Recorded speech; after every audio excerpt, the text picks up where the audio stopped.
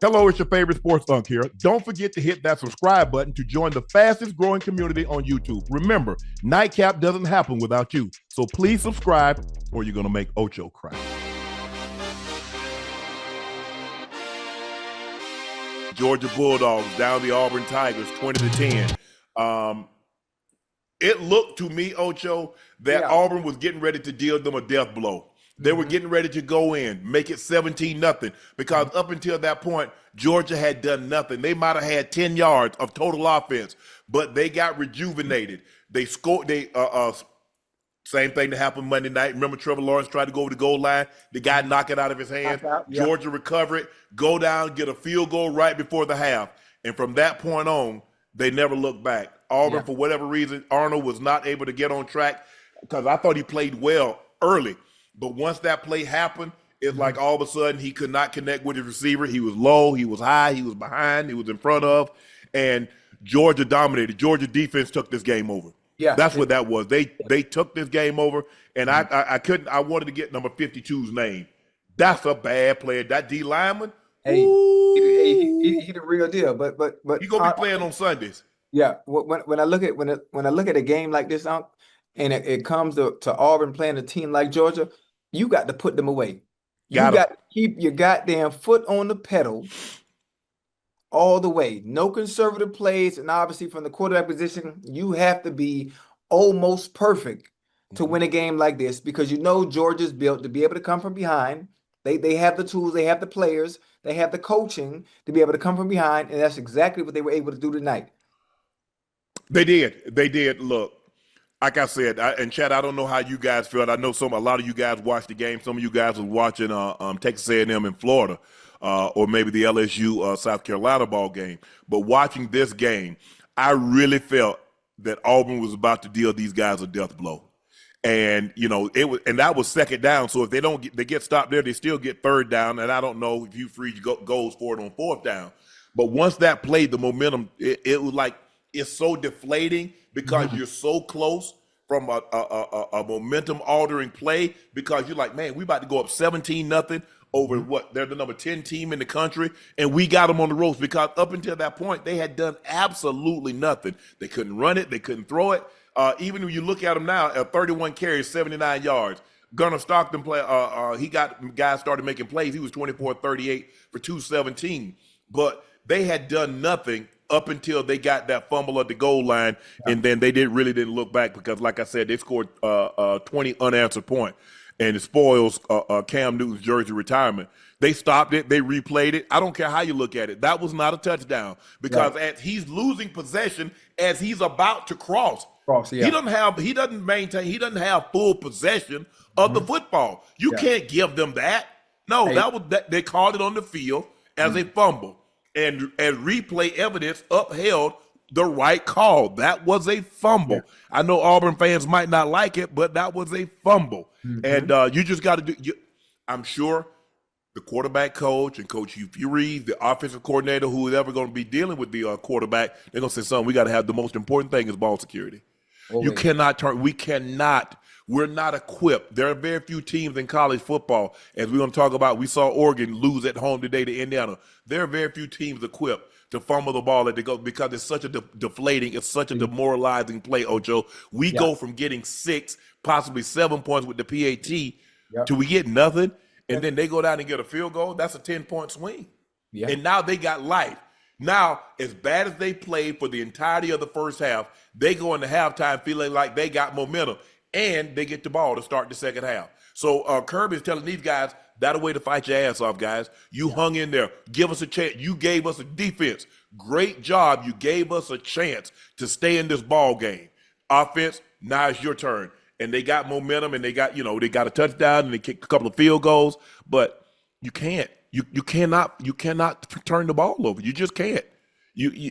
Auburn especially, you're not good enough. This is not Cam Newton's Auburn Tigers. They're not. No. And they turned it over and they paid the ultimate price. But Georgia find a way to keep. They're like, let's just keep fighting and scrapping.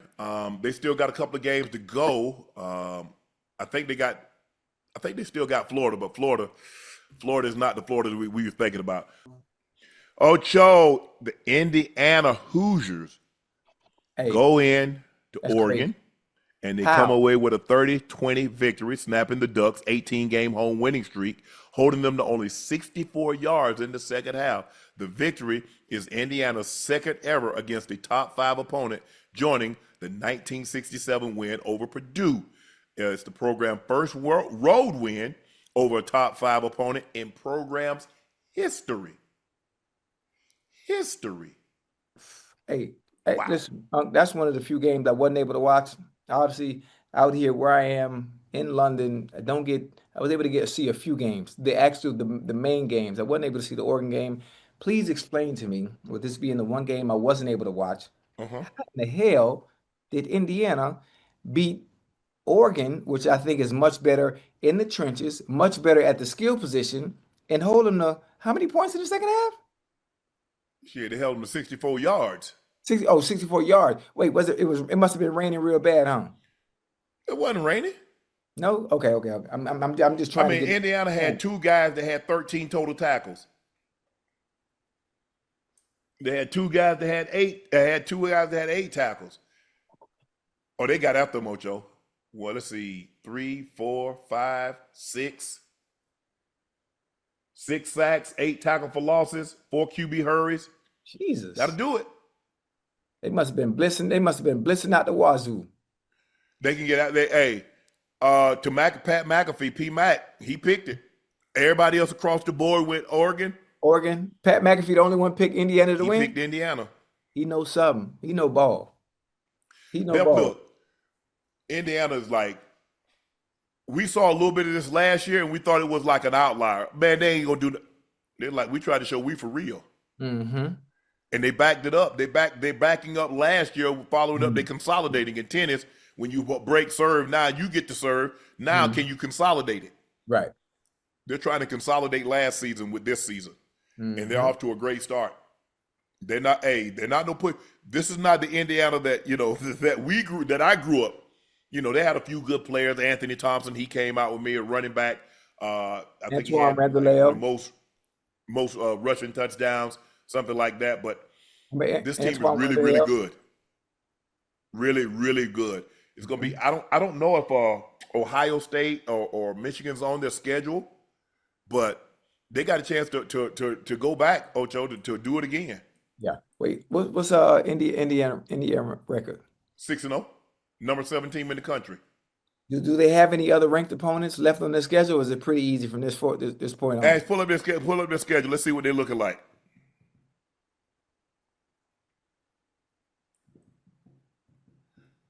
They they say I don't know if they've already played Penn State, but if they do, that's a victory. And that I don't know if they played Penn, but that's a victory for them. uh, hell no. Uh, okay, Ocho. Yeah. They got Michigan State at home, Okay. UCLA at home. Mm. They go at Maryland, at Penn State, Wisconsin at home, at Purdue. They They can run can that. easily run the schedule. They They can can easily run run that. the table. They can run that table, but I would say that UCLA game might be a trap game. I don't know what UCLA happened. playing better. Yeah, since they fired, what coach got fired, or Yes, he he just got fired. man. Ever since he got fired, boy, they've been playing all world. Yeah, they appointed Rick Neuheisel's son as the interim coach, and he's done a great job. He's got him Yeah, playing well. The quarterback is playing a lot better. yeah, Uh, Look, Sean Foster just wasn't getting it done. There's right. no other way around it. Because all I know is that those same players that he hadn't won a game with, somebody else came in there and they won with him. Hey, what is that? Why does that always happen, huh? Why does I it don't always know. happen when a coach gets fired in the middle of the season for some reason, the players respond a little better and play well. I don't understand. I know coach is looking like, well, hell, why y'all ain't do this when I was there? Why y'all ain't play this way with this kind of effort, Maybe it with this wasn't. Maybe he kind of wasn't energy? coaching them up. Maybe it's a different of philosophies, or maybe it's how you call in plays. Because I think Neuheisel is calling the plays. Okay, So, dang. um, Michigan State, UCLA just dropped the hammer on them. So, and then they got UCLA following that up. Then they at Maryland, at Penn State, Wisconsin, and then they got Purdue. Mm. So, My college quarterback is a head coach at Michigan State too. is he? Yeah, Jonathan Smith. He was my quarterback at Oregon State. Then he was the head coach at Oregon State. Then he just got the job at Michigan State. Oh, I think okay. this is his second year, maybe either second. Okay. Yeah, I think it's his second year. Yeah. That's what so congratulations to IU. Go on the road and knock off the number 3 Oregon Ducks by the score of 30-20. Held them to 64 yards in the second half.